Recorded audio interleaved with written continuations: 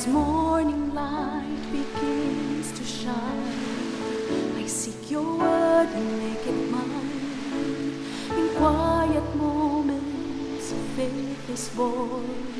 With every breaking of the dawn, rise and reflect on promises true. With every dawn, I'm renewed by you. Guided by grace, strengthened by love, your light leads me from above. Your word, my hope, my guiding way. In you I find strength each day. Through trials and fears I trust and rest. In your wisdom I am blessed. Rise and reflect on promises true. With every dawn I'm renewed by you. Guided by grace, strengthened by love, your light leads me from above.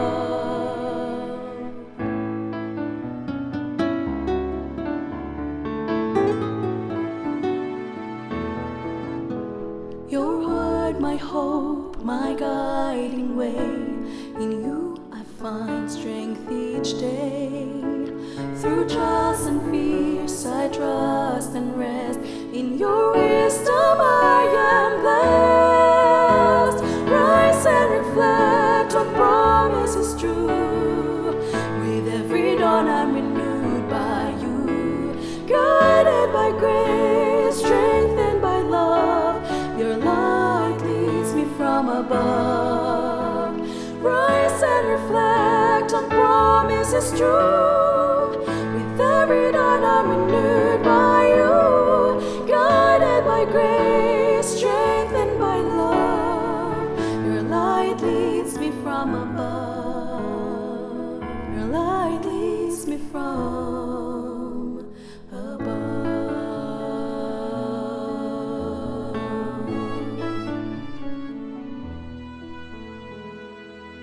Isang bago at puno ng pag-asang umaga muli, kaibigan. Ako ang iyong kaibigan, Narcaranza, na hindi nagsasawang sabihin na because of the Lord's great love, we are not consumed, for His compassions never fail. They are new every morning. Lamentations 3:22 and 23. Kaibigan, ikaw ay nakikinig dito sa ating himpilan, AWR 89.1 FM, at ito ang ating palatuntunan, Rise and Reflect, at dito ay ating pinasisimulan ang bawat araw sa pagpapasalamat sa ating Panginoong Diyos, sa pagbabasa ng Kanyang banal na salita at sa pananalangin, sapagkat gayon lamang kadakila ang pag-ibig ng Diyos sa bawat isa sa atin, na ngayon ay taglay natin ang pinahiram niyang buhay. Kaya welcome po dito sa ating himpilan at sa ating palatuntunan. Saan man po kayo naroroon, saan mang stasyon kayo nakikinig dito sa Luzon, o kung kayo ay nasa atin pong Facebook page or YouTube channel, welcome sa ating palatuntunan. At dito nga po sa ating palatuntunan ay ating pinasisimulan ang bawat araw sa pagbabasa ng salita ng ating Panginoon. At mula po sa ang Bible Pinoy Version, dadako muli tayo sa ating pinasimulang aklat, ang Genesis. Ngayon ay nasa Kabanatang 34 tayo, talatang 1 hanggang 31. Sundan niyo po ang aking pagbabasa. Isang araw, binisita ni Dina ang ilang babaeng taga-Kanaan. Si Dina ay anak na babae ni Leah at Jacob. Nakita siya ni Shechem, anak ni Hamor na isang Hivite at leader ng lugar na yon. Hinila ni Shechem si Dina at saka ni Rape. Pero nahulog ang loob ni Shechem kay Dina. Na-inlove siya sa dalaga, kaya sinuyo niya ito. Kaya sabi niya sa tatay niyang si Hamor, "Gawan niyo ng paraan para maging asawa ko ang dalagang ito." Nabalitaan ni Jacob na pinagsamantalahan ang anak niyang si Dina. Kaso nasa bukid pa noon ang mga anak niyang lalaki at nag-aalaga ng mga baka nila. Kaya wala siyang nagawa hanggang sa makauwi ang mga ito. Pumunta kay Jacob ang tatay ni Shechem na si Hamor para kausapin siya. Sakto, dumating na rin ang mga anak niya galing sa bukid. Nung marinig nila yung nangyari, sobrang sama ng loob nila at galit na galit sila kasi grabing insulto sa Israel ang pangre-rape ni Shechem sa anak ni Jacob. Hindi dapat ginagawa ang ganong bagay. Sinabi ni Hamor sa kanila, "Gustong-gusto ng anak kong si Shechem ang anak mo, Please, ipakasal mo ang anak mo sa anak ko. Magkasundo tayo. Ipakasal nyo sa amin ang mga anak nyong babae at pwede nyo ring pakasalan yung mga anak naming babae. Pwede kayong tumira dito sa amin. Welcome kayo sa lugar na ito. Pwede kayong pumunta at magstay kung saan nyo gusto at magkaroon ng sarili nyong property. Sinabi rin ni Shechem sa tatay at sa mga kapatid ni Dina, pumayag na kayo. Kahit anong gusto nyo, ibibigay ko. Sabihin nyo kung magkano ang dapat naming ibigay at kung anong regalo ang gusto nyo para maging asawa ko siya. Ibibigay ko kung anong hingin nyo, basta ipakasal nyo sa akin ang dalaga nyo. Inutakan ng mga anak ni Jacob ang mag-amang si Shechem at Hamor, kasi pinagsamantalahan ni Shechem ang kapatid nilang si Dina. Sabi ng magkakapatid, hindi namin pwedeng ipakasal ang kapatid namin sa lalaking hindi tuli. Kahihiyan yon para sa amin. Papayag lang kami sa isang kondisyon. Dapat maging kagaya namin kayo at magpatuloy ang lahat ng mga lalaki sa inyo. Saka pa lang kami papayag na maikasal ang mga anak natin. Tapos titira kami kasama nyo at magiging isang bayan tayo. Pero kung ayaw nyo sa kondisyon namin at ayaw nyong magpatuli, kukunin namin ang dalaga namin at aalis kami. Naging okay naman kina Hamor at Shechem yung sinabi nila. Kaya sinunod agad ng binata ang gusto nila. Kasi in love siya sa anak ni Jacob. Si Shechem ang pinakaginagalang sa buong pamilya niya. Pumunta ang mag-amang Hamor at Shechem sa city gate at sinabi sa mga kababayan nila, mabait sa atin ang mga taong ito. Hayaan natin silang tumira sa lugar natin at pumunta kung saan nila gusto. Malaki naman ang lupain para sa ating lahat. Pakasalan natin ang mga anak nilang babae at ipakasal din natin sa kanila ang mga anak natin. Pero papayag lang silang tumira dito at maging isang bayan kasama natin sa isang kondisyon. Dapat magpatuli ang lahat ng lalaki sa atin, kagaya nila. Magiging atin din naman yung mga baka, mga property at lahat ng mga hayop nila, di ba? Kung papayag tayo, dito na sila titira sa atin. So pumayag nga ang lahat ng nasa city gate sa sinabi niya na Hamor at Shechem. Tapos tinuli ang lahat ng lalaking nandun. After 3 days, nung mahapdi pa ang mga sugat ng mga tinuli, pumunta sa city ang dalawang anak ni Jacob na sina Simeon at Levi na mga kuya ni Dina. Dala nila sa city ang mga espada nila, pero hindi sila nagpahalata. Tapos pinatay nila ang lahat ng mga lalaki. Pinatay din nila si Hamor at ang anak niyang si Shechem. Tapos kinuha nila si Dina sa bahay ni Shechem at saka umalis. After nung pagpatay, kinuha naman ng iba pang mga anak ni Jacob ang mga ari-arian sa city para gumanti sa kahihiyang ginawa sa kapatid nila. Kinuha nila yung mga tupa, mga baka, mga donkey, at lahat ng nandun sa city at sa mga bukid. Kinuha nila ang lahat ng kayamanang nandun, pati lahat ng nasa mga bahay. Ginawa naman nilang bihag ang mga babae at mga bata. Sinabi ni Jacob kina Simeon at Levi, binigyan niyo ako ng sakit ng ulo. Magagalit na sa akin ang lahat ng nakatira ditong Canaanites at Perizzites. Pag nagkampi-kampi ang mga yan at umatake, patay tayong lahat, buong pamilya natin. Alam nyo namang kunti lang ang mga tauhan ko. Pero sumagot sila, papayag ba kami na tratuhin niyang parang prostitute ang kapatid namin? Paghihiganti sa maling ginawa.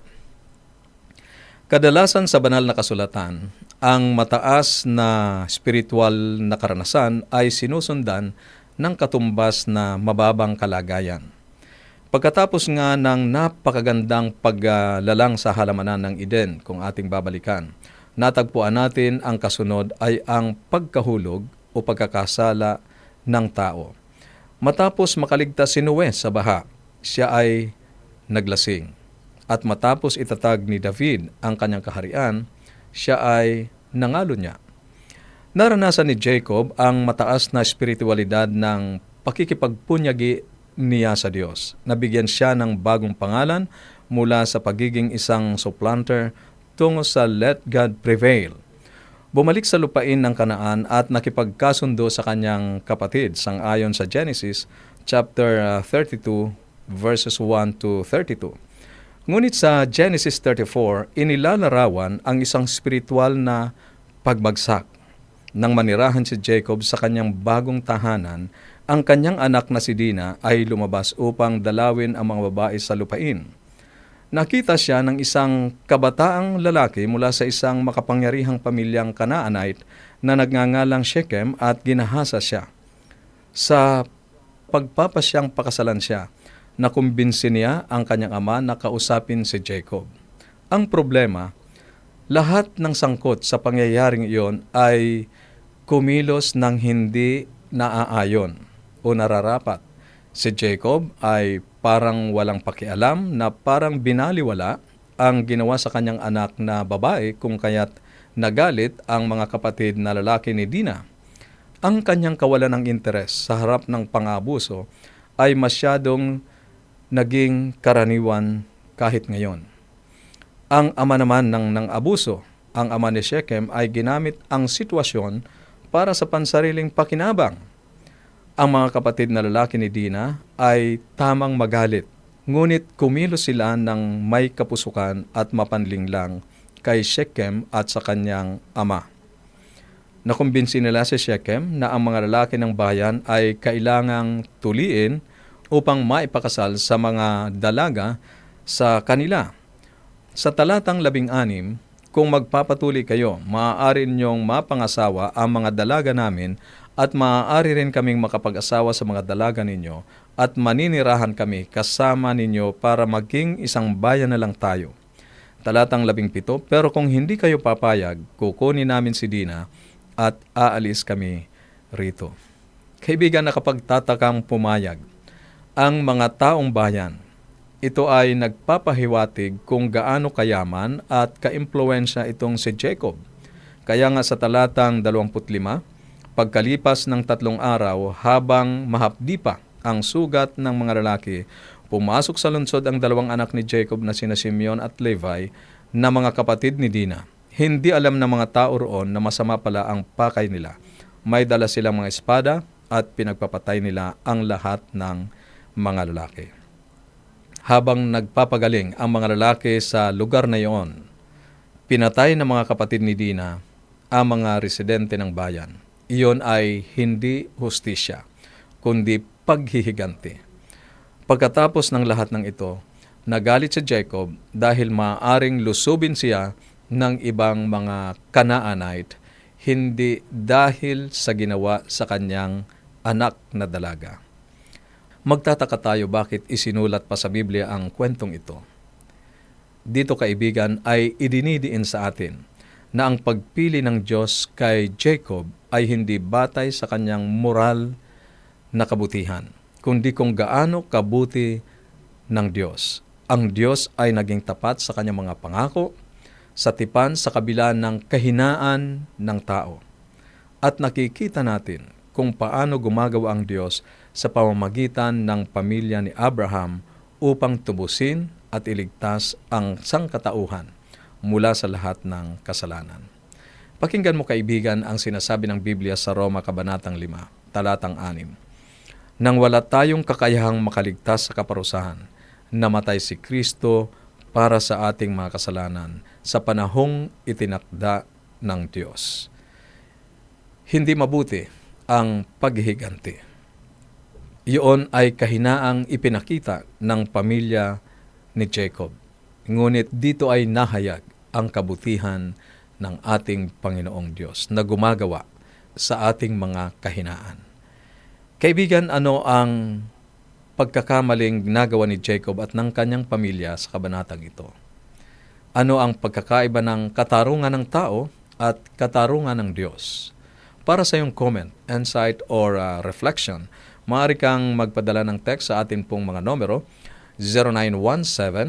0917-1742-777, 0917-1742-777, at sa 0918-9447-891, 0918-9447-891. At para naman po sa inyo na nandyan sa Facebook page at saka sa YouTube channel, maaari po kayong maglagay dyan sa comment section ng inyo pong mga komento at reflection.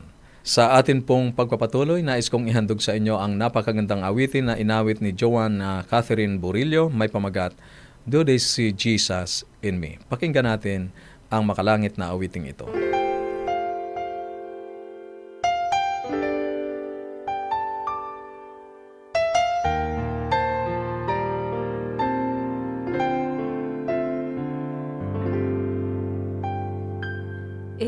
is the face that I see in the mirror, the one I want others to see. Do I show in the way that I walk in my life the love that you've given to me? My heart desires to be like you in all that I do, all I am. Do they see Jesus in me? Do they recognize your face? Do I communicate your love and your grace? Do I reflect who you are in the way I choose to be?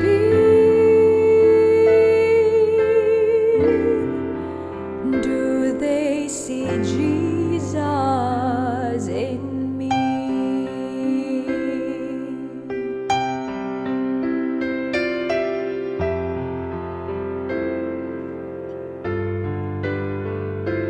It's amazing that you'd ever use me, but use me the way you will. Help me to hold out a heart of compassion and grace, a heart that your Spirit fills. May I show forgiveness and mercy the same way you've shown it to me. Do they see Jesus in me? Do they recognize your face? Do I communicate your love and your grace? Do I reflect who you are in the way I choose to be?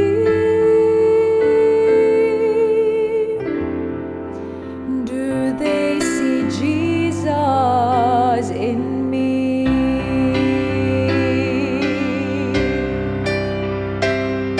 Well, I wanna show all the world you are the reason I live and breathe. So you'll be the one that they see when they see me. Do they see Jesus in me? Do they recognize your face? Do I communicate your love and your grace? Do I reflect who you are in the way I choose to be? Do they see Jesus, Jesus in me?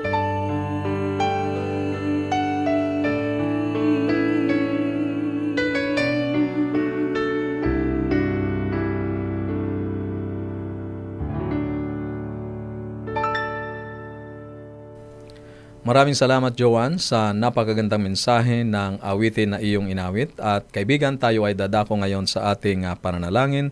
Nais kong makasama ka sa ating paglapit sa ating Panginoon sa pamamagitan ng panalangin. Tayo ay manalangin. Panginoon naming Diyos, ang iyong salita ay naghahayag ng pagiging makasalanan ng tao. Kinikilala namin ang aming mga paglabag sa iyo. Ngunit kilala namin ikaw, Panginoon, bilang aming Diyos na kanlungan. Ang iyong matatag na pag-ibig ay pumapalibot sa mga nagtitiwala sa iyo. Hinihiling namin, dakilang Ama, na baguhin mo rin kami upang mawala sa amin ang kaisipan ng mga paghihiganti at paggagalit, kundi mapalitan ito ng mapagpatawad at maibiging diwa. Panginoon, saan man kami nagkamali, patawarin niyo po kami. At ngayong umaga akin pong ipinapakiusap at itinataas ang mga kaibigan naming may kahilingan sa panalangin. Alam niyo po ang kanilang kalagayan. Kayo ang nakababatid ng mga bagay na mabuti para sa kanila. Wala po kayong hinangad na makasasama sa amin.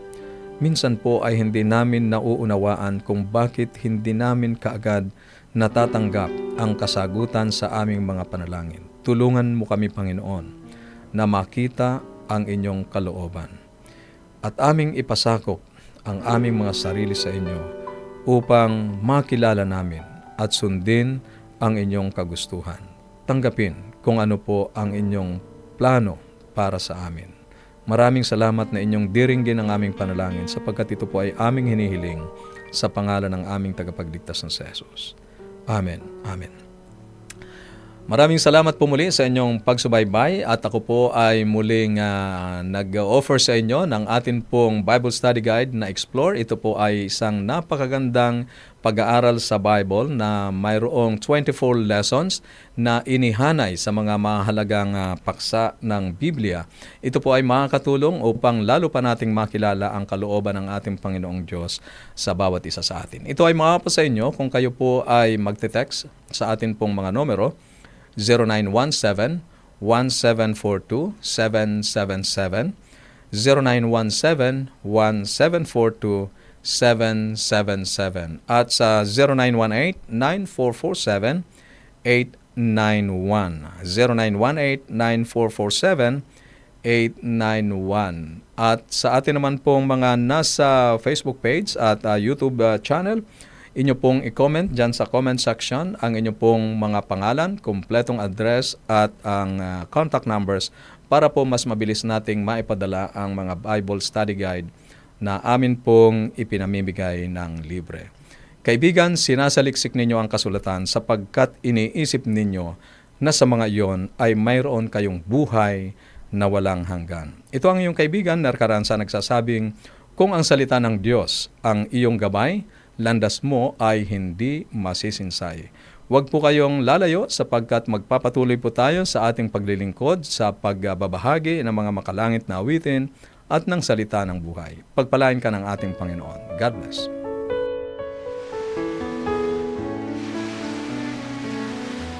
As morning light begins to shine, I seek your word and make it mine. In quiet moments, faith is born. With every breaking of the dawn, rise and reflect on promises true. With every dawn, I'm renewed by you.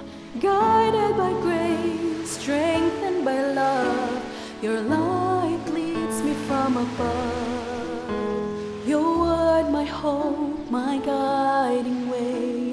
In you I find strength each day. Through trials and fears I trust and rest.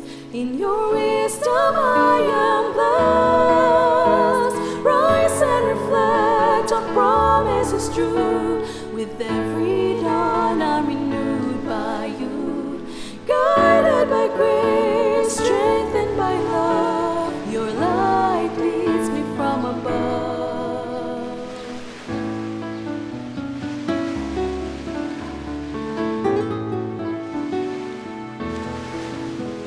Your word, my hope, my guiding way.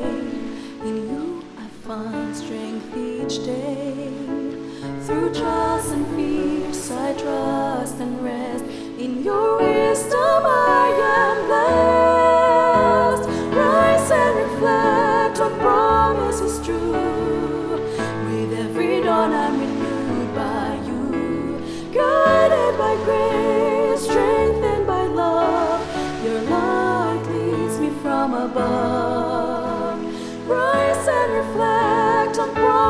is true. With every dawn I'm renewed by you, guided by grace, strength.